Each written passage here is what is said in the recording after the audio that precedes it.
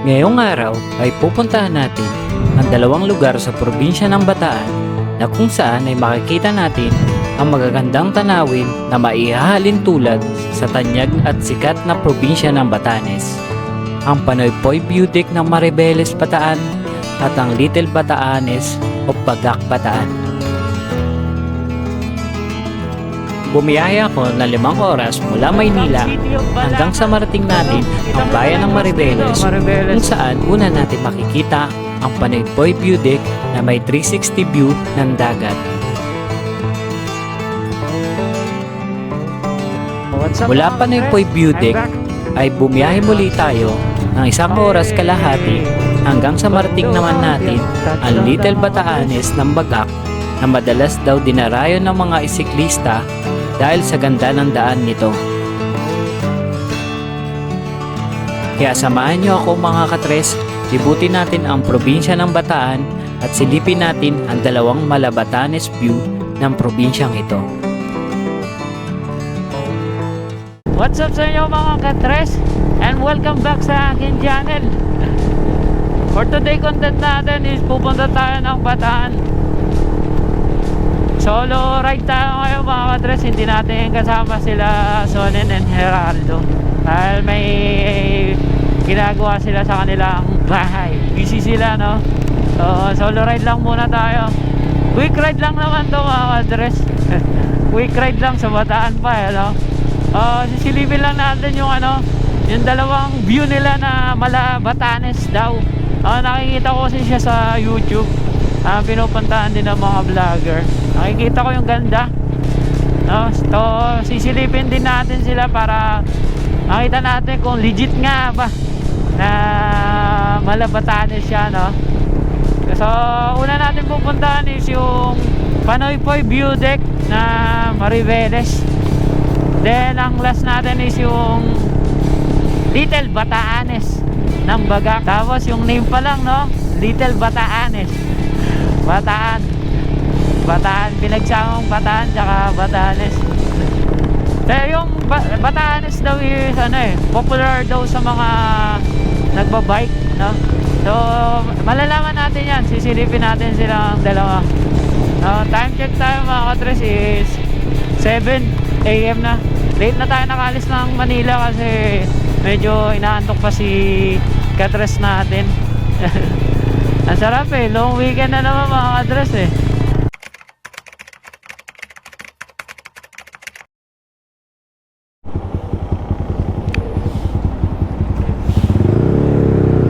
So what's up mga katres, I'm back. Nakahanap tayo ng 7-Eleven kanina. Tsumibog na tayo ng konti lang. Tapos lagana na rin tayo Cobra. Ang pampalakas, pampagising. Yan. Sadly nag-check ako ng video kanina sa GoPro kasi nung nagbatangas kami may mga video ko naghahang. Ayun, pagka-check ko kanina, ayun, ang dami kong video na naghahang. Naisip ko is dun dahil sa resolution na 2.7, diba? Ayun, tama nga ako, 2.7. Then nilipat ko sa 4K, ganun din siya. Naglolo ko si GoPro natin. Ang dami kong video na naghahang. Yun lang, sayang lang talaga. Nakakalungkot. Ang dami kong pinagkukwento. May audio siya mga katres, pero yung yung video niya naghahang. Nag-stack up, pero yung audio yun nga, meron siyang audio. Nakakalungkot. Dami natin pinagkukwentuhan. Kaya magagawa natin ang paraan yan mga Andres. Kasi yung audio lang naman yung may audio naman yung video lang may problema. Mamaya hinto ulit ako kasi nag 1080p, bumalik tayo sa 1080p. Titingnan natin kung laghahang pa rin. Nakapanginaya. 1 hour later.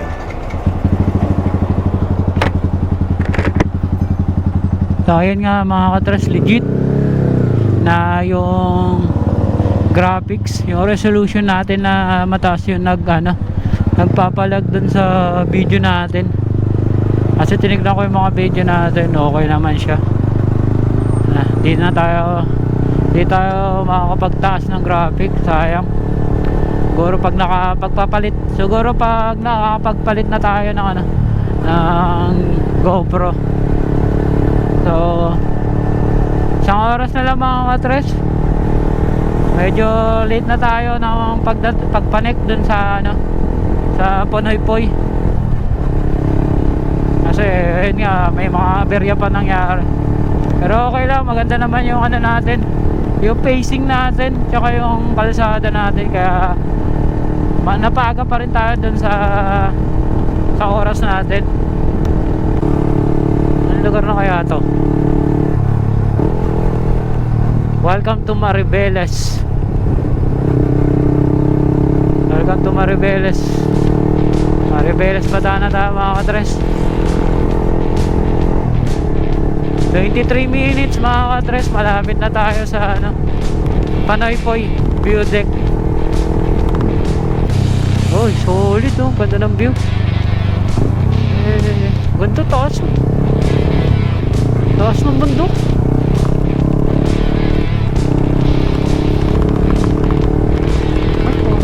Shit, ang lamig dito mga katres.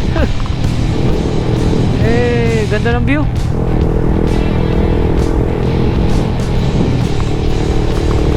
Lamig.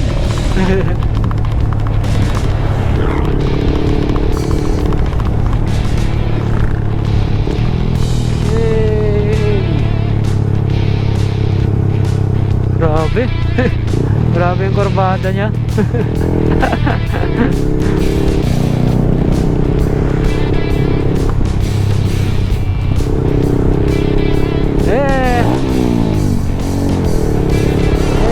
Bomba na bomba. Oh, yeah. Last curve.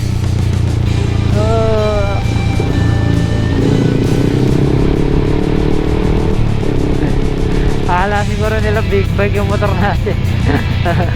Kasing big bike eh. Ate, pwede magtanong, dito po ba yung Ponoy-Poy view deck? Dito po? Dyan lang po. Hindi na po pwedeng ipanik sa taas, no? Pwede naman po. Kaya po ng motor nyo, pwede po sa taas. hindi ba mahirap? Hindi gaano. Sige, try ko. Tapos balik na lang ako dito. Salamat. Try natin mga katres. Medyo mahirap daw, pero try natin kung gaano kahirap siya. Grabe ah. Grabe, hindi mahirap ah. Ay. Sige po. Parking lot. Sige po, park na lang natin. Dito na lang tayo mag-park. Mukhang malapit na rin naman na.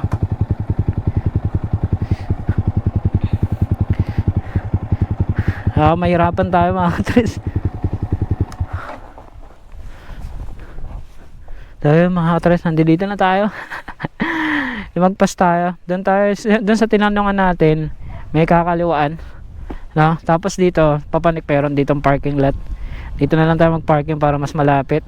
No? Tapos lakarin na lang natin. Ando na lang naman na. Nag-prepare lang tayo ng gagabi. Dadali natin. Tapos larga na tayo.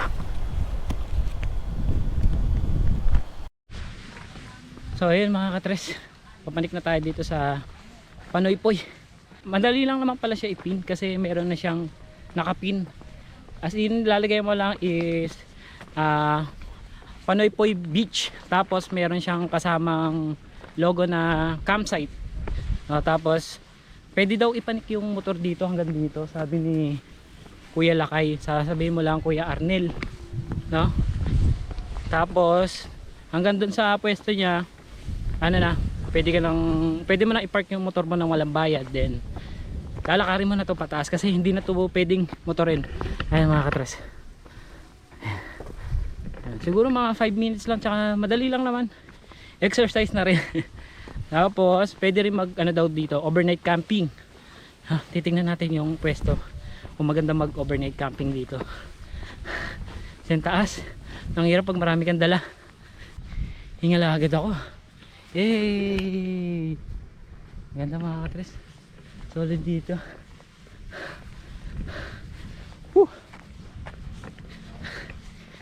So na makarating sa tuktok para makita na natin.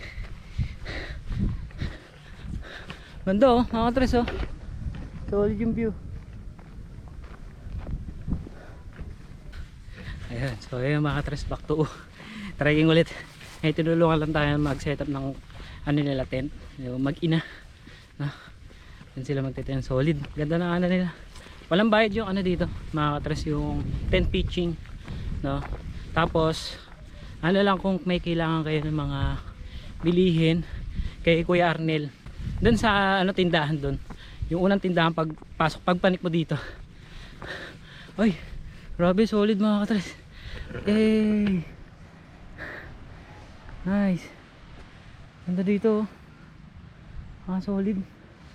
Nasa taas na tayo. Eh.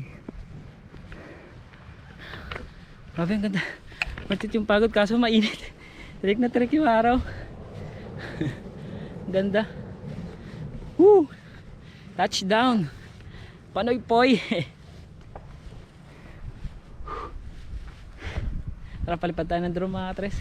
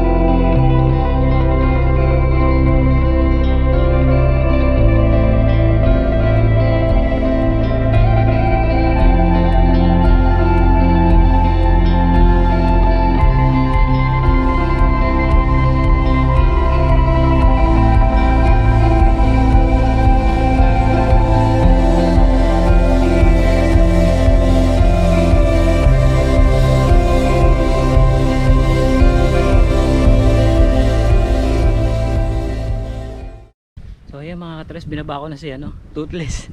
Kasi lagi nag-warning ang lakas ng hangin dito, mga katres, sobra. Ang ganda dito. Ang ganda mag-camp. Ang tarik nito, mga katres, oh. Eh, sarap doon pumesto, doon sa part na 'yan, oh. Ang baba na 'yon. Ang daming pwedeng paglagyan ng ano, ng tent. Ayun, oh. Pero mas maganda doon sa part na 'yon. Sarap ng hangin dito. Mainit lang yung oras na pagpunta natin dito, pero solid dito, grabe. Ito maganda, ito yung pinaka-solid na view. Oh. So, mga katres, baba na tayo, hanap tayo ng kakainan, no? Punta na tayo dun sa next stop natin, dun sa Little Batanes ng ano, ng Bagak. At saka nagugutom na rin ako. Di pa tayo nagbe-breakfast.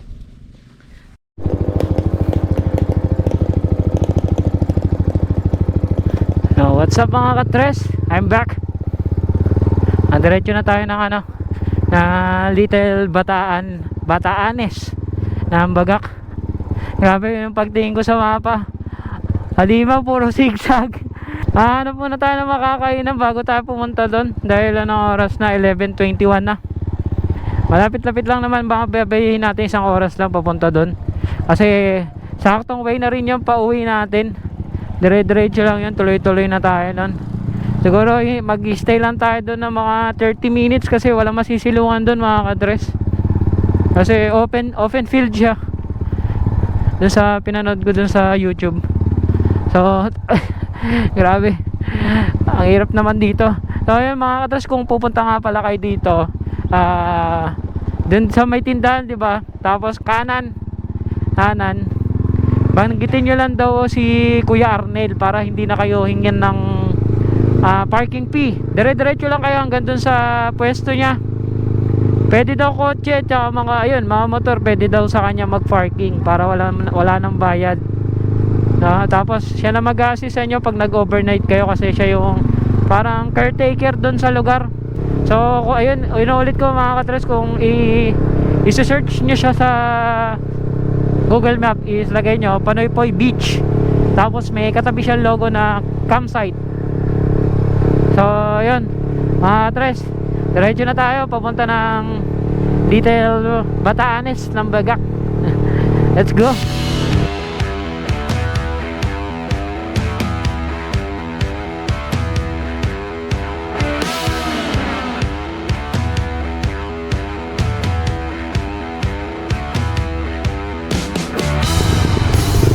Paru-paro.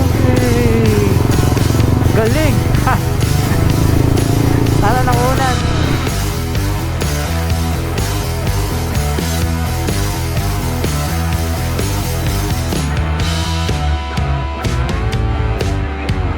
Hey. Ganda ng view natin mga katres, no?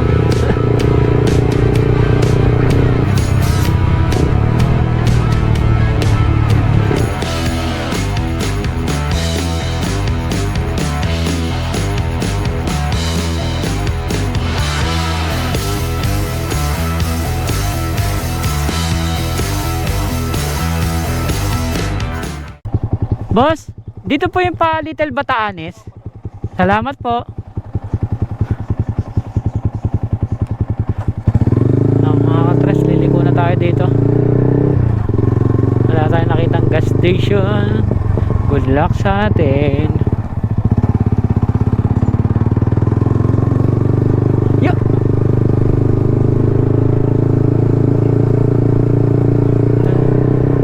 18 minutes mga katres. Lang natin tong Google Map na to. Kahit ilang beses na tayo niligaw na ito. Nakikita ko na po unti-unti mga katres yung Little Batanes.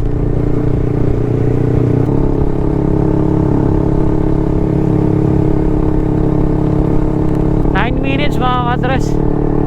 Parang hindi siya ano eh, parang hindi siya Batanes. Feeling ko kasi pag Batanes napapalibutan ng dagat kasi, di ba? Para siyang Daang Katatubo. Yung mga napapanood ko sa YouTube. Ganda oh. Ayos oh. Nagsasaka.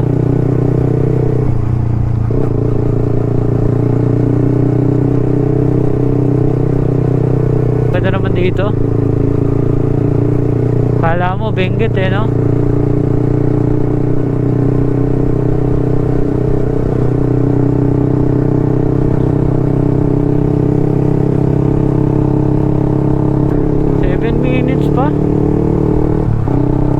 Kailangan umabot yung gas natin. Wala tayong nakitang gas station dun eh.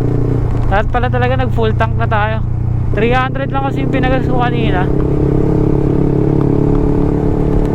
Kasi feeling ko naman naabot yun dahil 160 lang yung tatakbuhin natin. Simula dun sa Panoypoy, simula Manila hanggang Panoypoy hanggang dito sa Little Batanes. Kaya 300 ko na. Kasi meron pa naman tayong 2 bar kanina bago tayo malis ng Manila. Tapos dinagdagan ko na lang 3 minutes mga katres. Aso kaya yun? 3 minutes na lang eh. Hindi ko pa rin siya makita.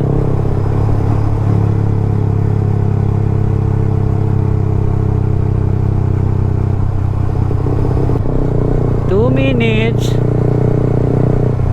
Palapit na ng palapit.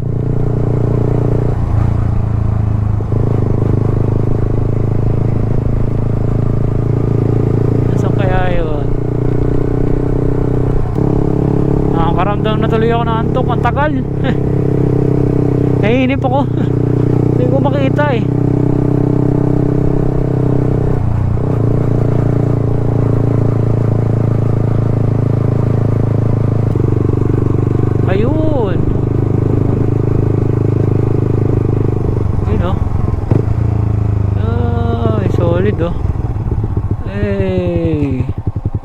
Apya. Apya. Touchdown na tayo mga kadres. Okay.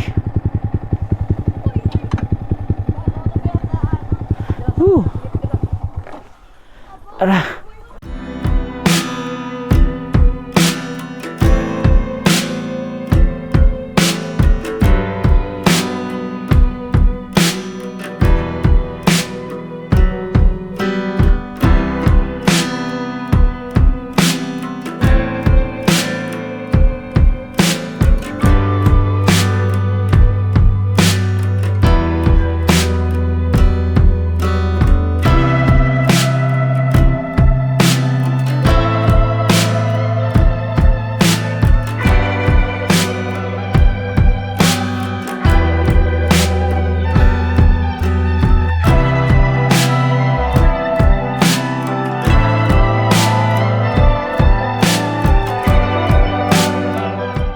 So yung mga katres, dito na natin tatapusin ng tong quick ride natin dito sa Bataan, no? Yung pinuntahan natin na dalawang Batanes ng Bataan Bagak, Maribeles. Init nga lang.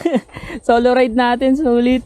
Tapos grabe yung mga pinagdaanan natin, lalo na dun sa Panoypoy. Grabe yung rough road dun. Pero okay lang, nag-enjoy naman tayo kasi yan ang habol natin, adventure eh, no? Tapos dito sa Little Bataanes, solid yung view. Ang problema nga lang wala masyadong silong, isa lang yung kubo na inanan natin, yung pinagpahinga natin. Kaya dumiretso na ako kasi yun nga.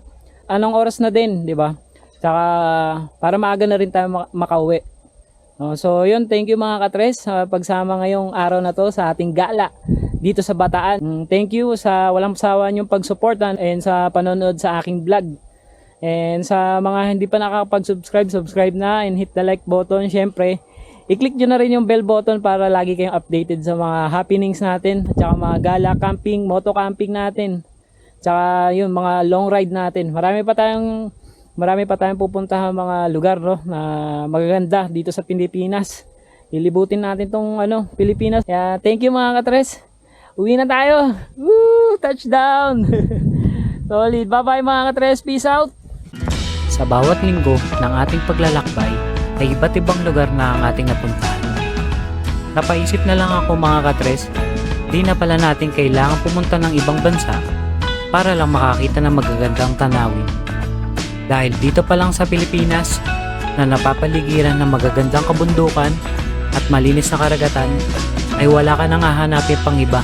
Kaya samahan niyo ako sa bawat paglalakbay ko. Silipin natin ang bawat yaman ng bawat lugar dito sa Pilipinas. So hanggang dito na lang muna ang ating paglalakbay mga katres. Peace out!